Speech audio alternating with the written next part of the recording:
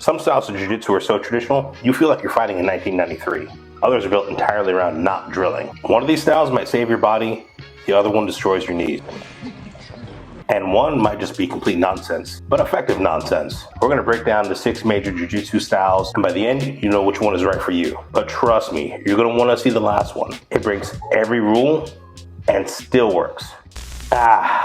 The original old school Gracie Jiu-Jitsu. Self-defense first. If it doesn't work in the parking lot behind the 7-Eleven at 2 a.m., they don't want it. Gracie Jiu-Jitsu is all about the basics. It's about controlling, getting the position before the submission. It's about pressure, it's about controlling the fight. Some of the pros include the great for real-world self-defense. It teaches positional patience, position before submission, and it's solid for building the fundamentals. Some of the cons include, quite frankly, striking in a gi. It's kind of weird for most people. And sometimes your sparring will feel like a hostage negotiation. Old school jiu-jitsu is for over 40 white belts that still go puss, unironically, and for people who want to survive street fights and not win Instagram highlights. 10th Planet Jiu-Jitsu. Eddie Bravo looked at traditional jiu-jitsu and said, what if you made it, weirder? Enter 10th Planet.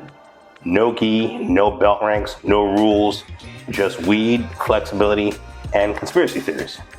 With a sprinkle of Joe Rogan. 10th Planet Jiu-Jitsu breaks the traditional BJJ mold and ditches the gi.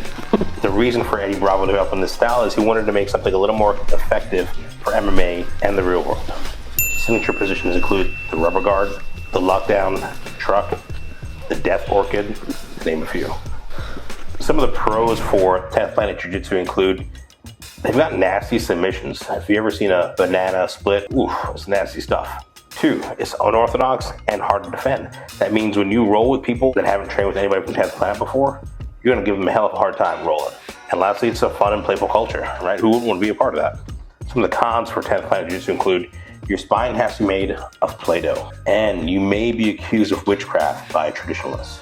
10th Planet Jiu-Jitsu is ideal for creative weirdos, conspiracy theorists, and ex-wrestlers who can touch their toes backwards. Modern gi jiu-jitsu is high-speed chess. If every piece had a wormhole attached to a lapel. This is the style you see at Worlds where grown men invert on command. Atos BJJ is the jiu-jitsu equivalent of a precision strike. It's fast, technical, and terrifying if you're the one on the wrong end. Founded by Andre Gapal, Atos combines high-level athleticism with surgical technique, producing world champions like it's a side hustle. Training there feels like the mix of Olympic camp and monk temple.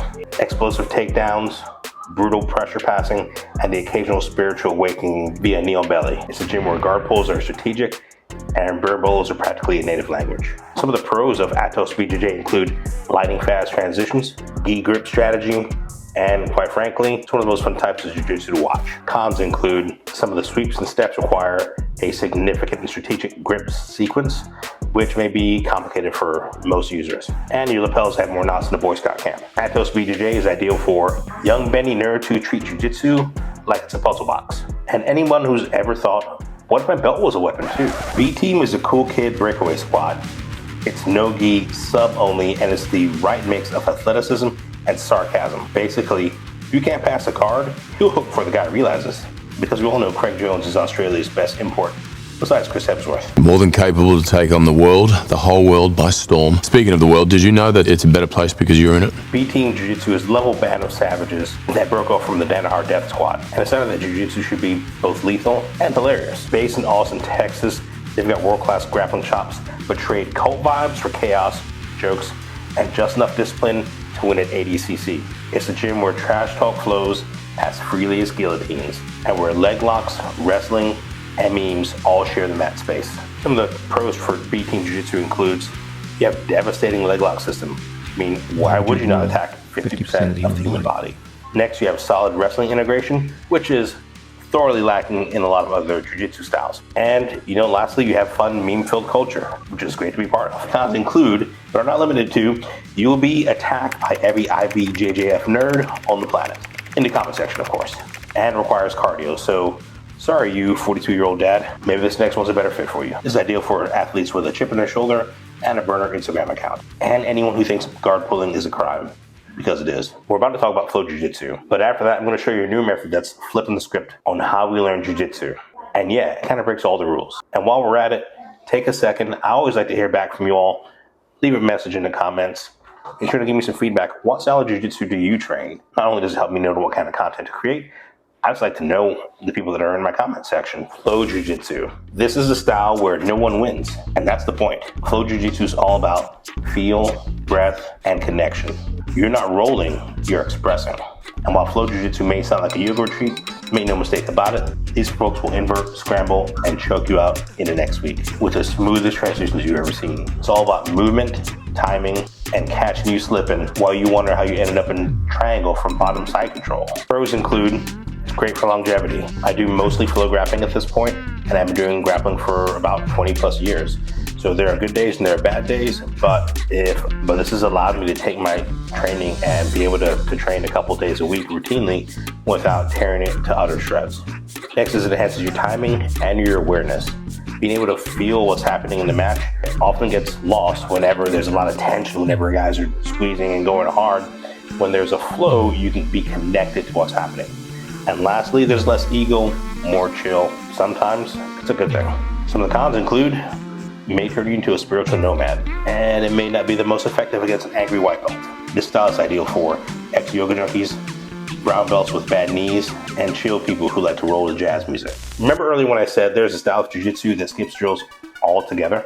Welcome to Ecological Jiu-Jitsu. No reps, no set techniques, just live scenarios with built-in constraints. Ecological Jiu-Jitsu is the jiu-jitsu equivalent of unplugging from the Matrix.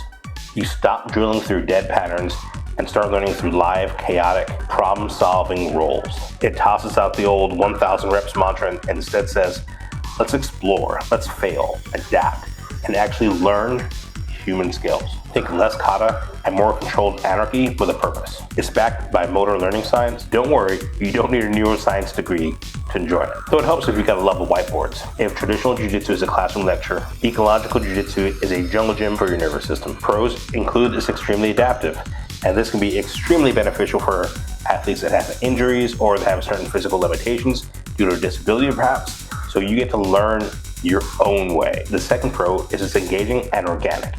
It's real wrestling. Think, when you were a kid, you were wrestling over the last slice of pizza with your brother. Nobody ever taught you how to throw that headlock and wrestle him to the ground. You just did it from roughhousing. You learned through processing. You learned through trial and error. Lastly, you develop a real-time decision-making matrix of your own. A lot of new students, especially white belts, have analysis paralysis. That means they spend too much time thinking about what's the right move to do in a scenario, so they don't do any move at all, or at least not well. But this allows them to go into whatever they were doing, not thinking about all the many possibilities, they just react.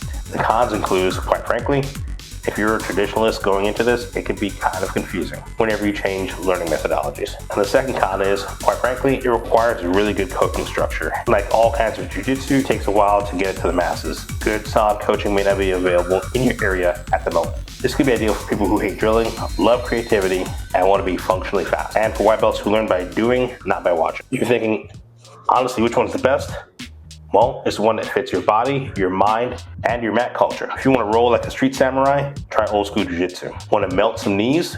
Join B Team. Want to never drill again? Well, ecological jiu-jitsu is for you. No matter what you choose, just train, have fun, because no style works if you never show up. I'm working on a deep dive into ecological jiu-jitsu, how it works, why it breaks all the rules, and whether it's actually better. If that sounds wild, drop a comment below and I'll finish it faster, because that might just be the future of jiu-jitsu. And until next time, remember to keep your hands up and protect yourself at all times. Peace.